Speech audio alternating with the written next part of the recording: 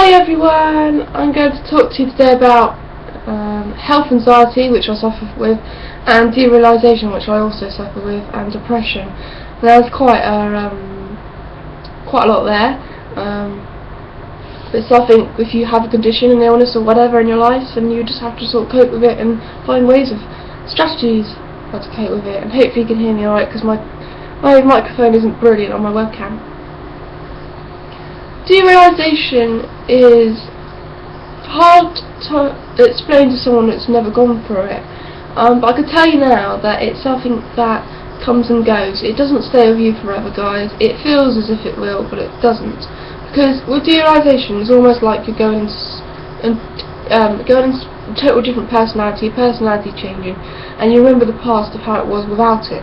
Now, derealization is where it's a form of extreme anxiety people get it from, and people usually go, what's derealization? Because the word's very long and it doesn't make sense much.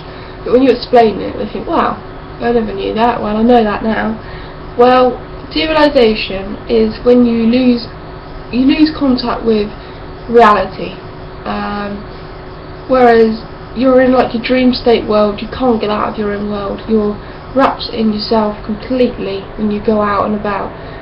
Now you might be more aware of your body language, how you approach people,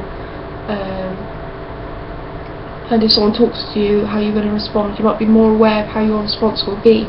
Losing touch with reality is hard because you're such in your own world that you've got to focus on the actual reality of what's going on around you. Now it's really hard.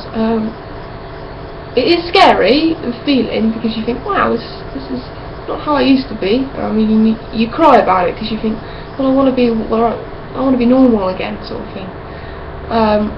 Yeah, you lose contact with reality. Everything seems very strange. You might be looking at someone in public doing some like the waterworks or something, and you might think, wow, that's really strange, or question on why they're exactly doing it, or just things like that. You might be questioning yourself, am I really on Earth?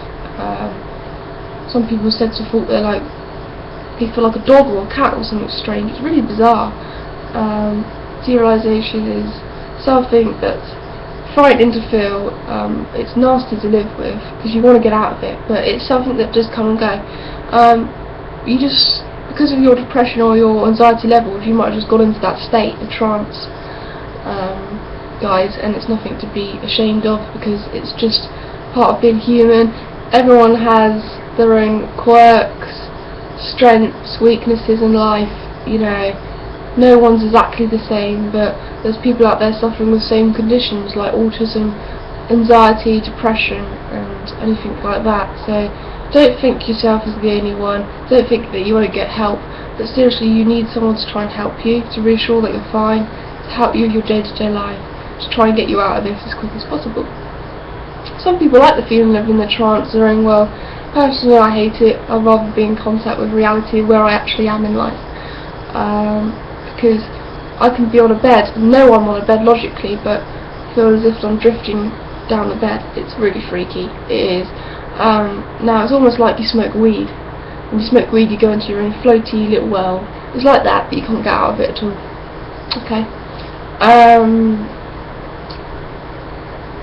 Health anxiety is what I have, and people say to me, what's health anxiety, Zoe? What's health anxiety? Want to know.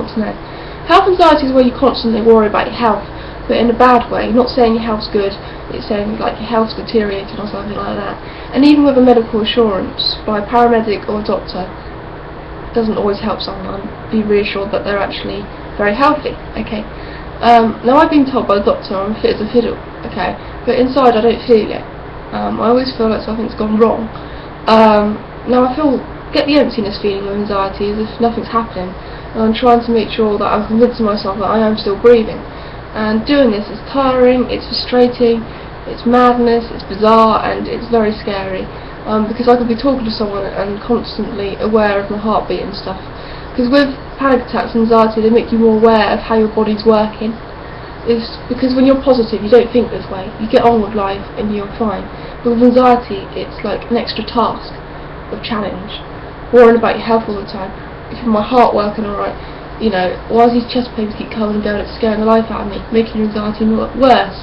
Okay? Because anxiety is evil. But you've got to think of it as a positive way. how you're going to cope with this, okay? Because there are ways to cope with anxiety. It's to get yourself outdoors, out of your comfort zone, don't avoid the situations, and just to face the situations you're scared of or find most uncomfortable with. Because if you avoid a situation completely, you're going to make it very hard for yourself to have to jump into that situation again, which is going to make you even more anxious, okay?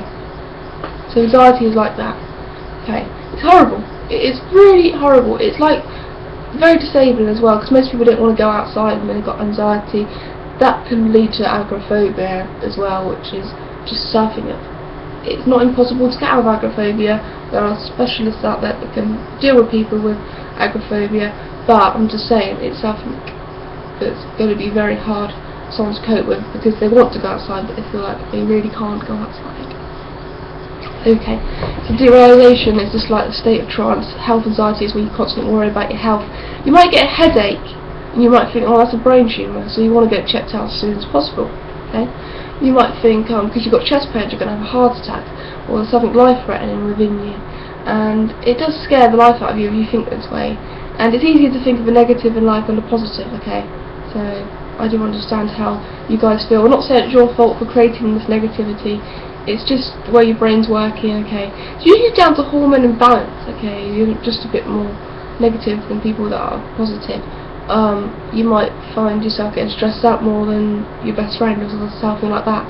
I'm lucky to not have had anxiety when I was at school, and I finished school like 4 years ago now, but when I was at school I was never anxious. I was always happy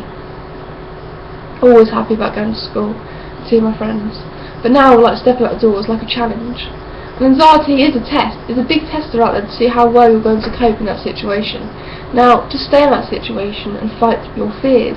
Fighting your fears, I say, is something to do in the long run. My internet box just dropped, sorry. Something to do in the long run. It's just to fight your fears, go out there and do it, sort of thing. Don't think, oh, I can't do this because I've got anxiety.